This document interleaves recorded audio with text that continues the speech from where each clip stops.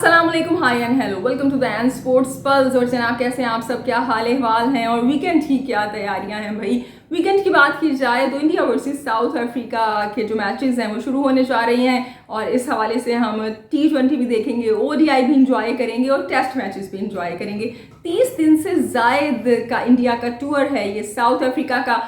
सो इस हवाले से बात करेंगे। BCCI की यहाँ पे तारीफ बनती है कि जो यंग उनकी स्ट्रेंथ है, जो बेंच स्ट्रेंथ है, जो यंग टैलेंट है, उस पर उन्होंने ट्रस्ट शो किया है। लेकिन अब देखना ये है कि ये ट्रस्ट आगे तक यानी ICC इवेंट्स का जो सफ़र है वो तय करेगा या फिर ये बायलैटरल सीरीज तक ही महदूद हो जाएगा। और जिसके अलावा Pakistan versus prime minister 11 Australia और पाकिस्तान का प्रैक्टिस मैच जारी है। 3 दिन का खेल हो चुका है। इस हवाले से कुछ बात करेंगे। पाकिस्तानी टीम पर काफ़ी क्रिटिसाइज हो रहा है, क्यों हो रहा है, क्या वजह है इसकी, ये आपको बताएंगे और फिर उसका जवाब भी देंगे भैया, आपको अपनी राय का इजहार भी करेंगे। और जिसके अलावा श्रीनाथ और गंभीर, गौतम गंभीर, अच्छा नाम भी उनका ऐसा है ना गंभीर, कि जिसका मतलब होता है ना बड़ा एक कॉम्प्लिकेटेड, मेरे ख्याल से गंभीर का मतलब होता है, ये इंडियन व्यूअर्स मुझे बता सकते हैं। सो जी इनका जो है वो एक गंभीर सा एक क्लैश हुआ ऑन द फील्ड और जिसके बाद अब श्रीनाथ को जुर्माना आयद कर दिया गया है उनके ऊपर और उनको एक क्या कहेंगे ना एक्शन लिया गया है उनके खिलाफ। तो आप इस चीज़ को कैसे देखते हैं? क्योंकि लाइक मैं ये समझती हूँ कि ये जो फॉर्मर क्रिकेटर्स होते हैं ना, they are just attention grabbers. Cricket की से ज़्यादा नहीं, इस तरह की हरकतें करके ना या स्टेटमेंट्स दे के अटेंशन अपनी जानिब बस डाइवर्ट करते हैं। सो मैंने तो इस चीज़ को इतना फॉलो नहीं किया है। लेकिन आप मुझे बताइए कि इन दोनों में से आपके ख्याल में, ख़ासतौर पर जो हमारे इंडियन व्यूअर्स हैं, कि इन दोनों में से आप लोगों के ख्याल में सही कौन है? जो गौतम है वो सही है या फिर ये जो श्रीनाथ हैं आप समझते हैं कि ये हक पर हैं? व्हाट डू यू से, मुझे बताइएगा। और जी अंडर 19 की बात करें तो जो अंडर 19 का एशिया कप है उस सिलसिले में पाकिस्तान वर्सेस नेपाल की टीमों के दरमियान एक मैच हुआ और इंडिया वर्सेस अफगानिस्तान के दरमियान एक मैच खेला गया। और पाकिस्तान और इंडिया की बात करें तो बड़ी अच्छी सी हमें कुछ परफॉर्मेंसेज सामने आई कि जिन पर आज हम बात करेंगे। सोचिए, आइए बात के सिलसिले को आगे बढ़ाते हैं। बीच में जो चीज़ याद आती जाएगी भाई उसका हम तड़का लगाते रहेंगे, लेकिन बहरहाल ये हमारे मेन टॉपिक्स हैं। सबसे पहले बात कर लेते हैं इंडिया वर्सेस साउथ अफ्रीका की। और जनाब इंडिया वर्सेस साउथ अफ्रीका की बात करें सो ये जो टूर है मुझे किसी ने बताया है कि साउथ अफ्रीका बड़े पैसे कमाने वाला है इससे। मैंने कहा अच्छा, मैंने कहा चलो भाई ज़रा कंफर्म करते हैं। और जब मैंने मालूम किया सो मुझे पता चला कि वाकई भाई ये खबर तो बिल्कुल ठीक है। साउथ अफ्रीका को बड़ा फ़ायदा होगा इस टूर से इंडिया के, क्योंकि एक मैच जो है वो आई थिंक 8.7 मिलियन USD का है। और अगर हम इस कलेक्टिव टूर की बात करें तो 68 मिलियन USD का प्रॉफिट होगा साउथ अफ्रीका को। ऐसे ही नहीं भी हर कोई इंडिया के पीछे भाग रहा होता है, आओ हमसे खेल लो, आओ हमसे खेल लो। लेकिन यहाँ पे पाकिस्तान की तारीफ बनती है कि क्योंकि इंडिया और पाकिस्तान तो बायलैटरल सीरीज खेलते नहीं है, उसके बावजूद जो पाकिस्तान की क्रिकेट है वो सस्टेन कर रही है, मुश्किल वक्त से गुजरी है और अभी भी आगे बढ़ रही है। और PCB की बात करें सो इंडिया से नहीं खेलते हैं लेकिन उसके बावजूद अच्छा खासा पैसे वाला बोर्ड है। और मैं समझती हूँ कि अगर प्रॉपर प्लानिंग हो और अपनी जो रिसोर्सेज हैं उनको फुल यूटिलाइज़ किया जाए और गबल्ले ना किए जाएं तो इससे कहीं ज़्यादा PCB प्रॉफिट में जा सकता है। लाइक हम देखते हैं यहाँ पे कोई पॉलिसी मेकर तो है नहीं, जो आता है अपनी हाँकना शुरू कर देता है। लाइक रमीज़ राजा है, वो ड्रॉप इन पिचेस पे पैसे लुटा दिए उन्होंने, PGL पे लुटा दिए। फिर जनाब ज़का अशरफ साहब आए, वो कह रहे हैं कि जी हम जो है वो स्टेडियम बनाएंगे कहीं एबटाबाद में। जो मौजूदा स्टेडियम है उनका कोई पुरसाने हाल नहीं है, बल्कि मैं सोच रही थी चैम्पियंस ट्रॉफी की बातें हो रही हैं यहाँ पे कि अभी हो तो नहीं रही लेकिन शुरू हो जाएंगी क्योंकि पाकिस्तान ने होस्ट करना है। अच्छा, ये बातें हो रही हैं कि इंडिया आएगा या नहीं आएगा, लेकिन पाकिस्तान ने अपनी तैयारी क्या की है?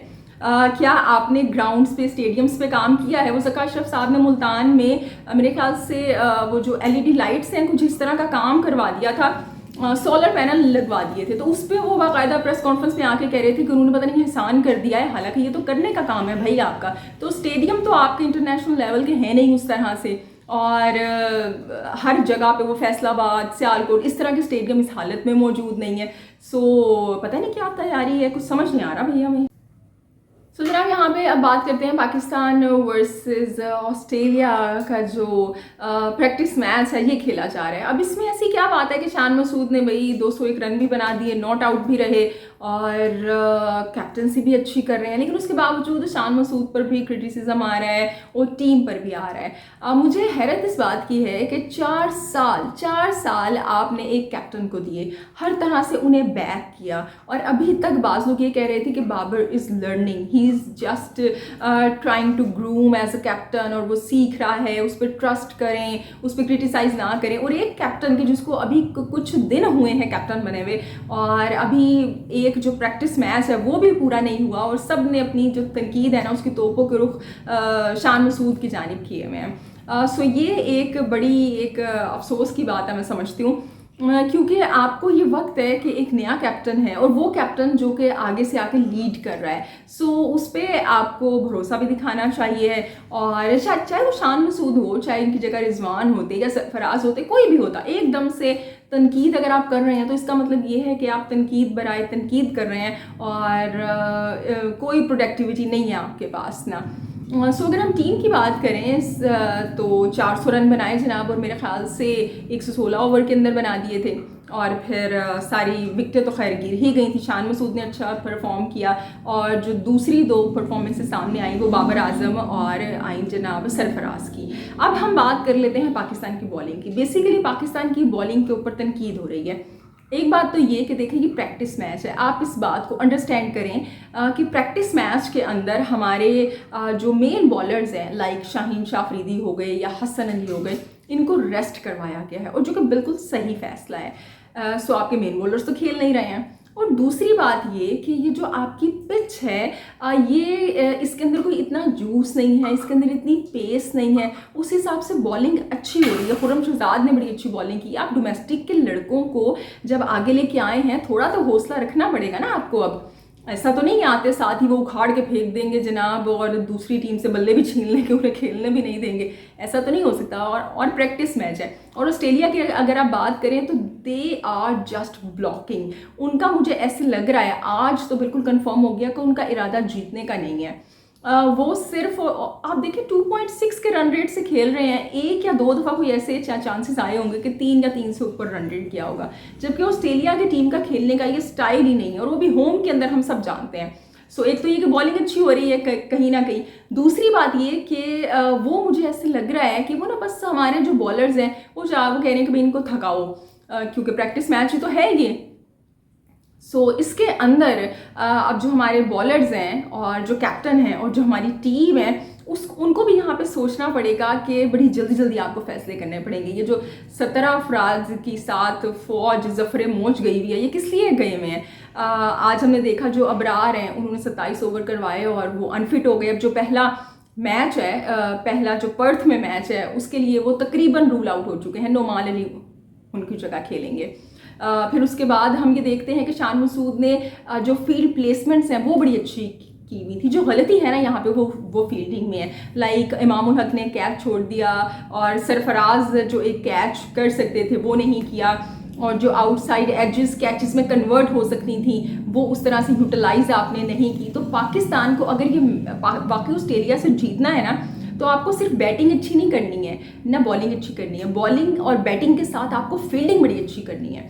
आपको जो आपके सारे खाने हैं ना वो टिक होने चाहिए हैं। वो जो हम वर्ल्ड कप में इंडिया के लिए क्या कहते थे, सारे खाने टिक हैं। सो जी आपको भी सारे खाने टिक करने पड़ेंगे अपने। अगर आपको वर्ल्ड कप का मैच याद हो, ऑस्ट्रेलिया वर्सेस न्यूजीलैंड का, जो कि 450 तक बना दिए थे ऑस्ट्रेलिया ने, और न्यूजीलैंड जब उनको अचीव करने गया था उस स्कोर को, तो 5 रन से मैच आ रहा था।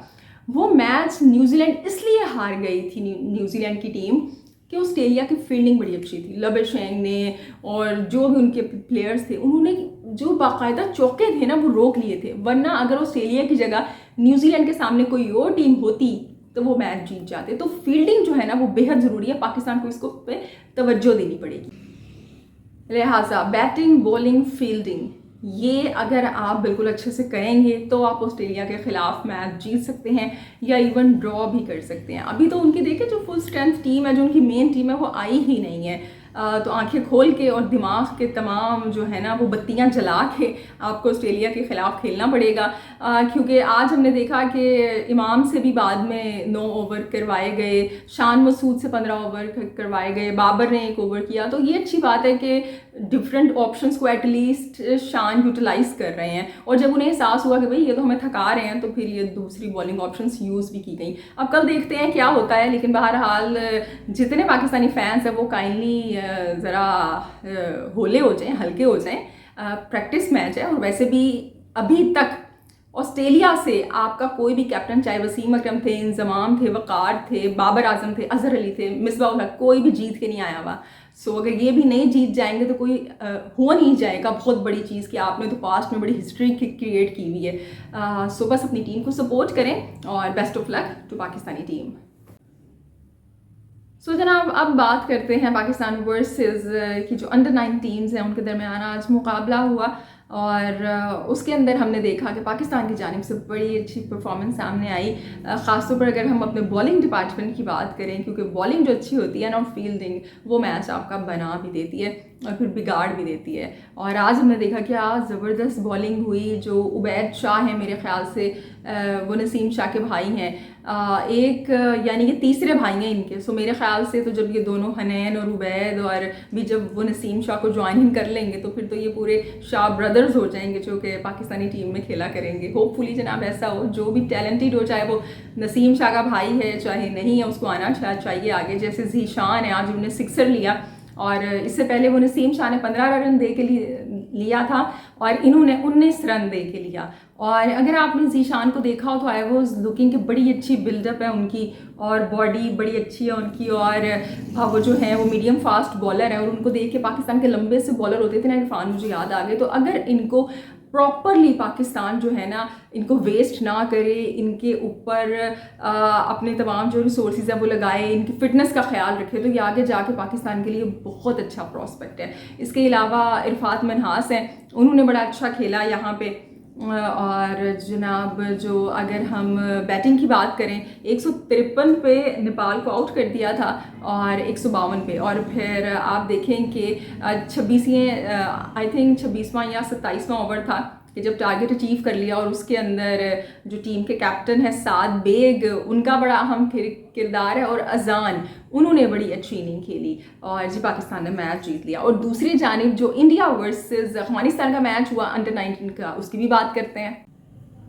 सो जनाब, यहाँ पे इंडिया वर्सेस अफगानिस्तान की बात करें तो 173 का टारगेट मिला था अफगानिस्तान की जानिब से 50 ओवर में, और उसके जवाब में इंडिया ने ये बना लिए। अच्छा, इंडिया ने भी 7 विकेटों से मैच जीता है, पाकिस्तान ने भी जीता है 7 विकेटों से, और इंडिया की जो है अभी 75 बॉल्स जो थी वो बाकी थी। इंडिया की जानिब से एक अरीश को करनी है मेरे ख्याल से, क्या ज़बरदस्त भाई उन्होंने बॉलिंग की है और क्या अच्छी बैटिंग की है। 70 बनाए आई थिंक उन्होंने, और वो नॉट आउट रहे। और जनाब जो टीम के कैप्टन हैं वो हैं जी उदय करके, मेरे ख्याल से इनका कुछ नाम है। और मज़े की बात यह है कि जो पाकिस्तानी टीम के कैप्टन हैं साद, वो भी विकेट कीपर बैटर हैं, ये भी विकेट कीपर बैटर हैं।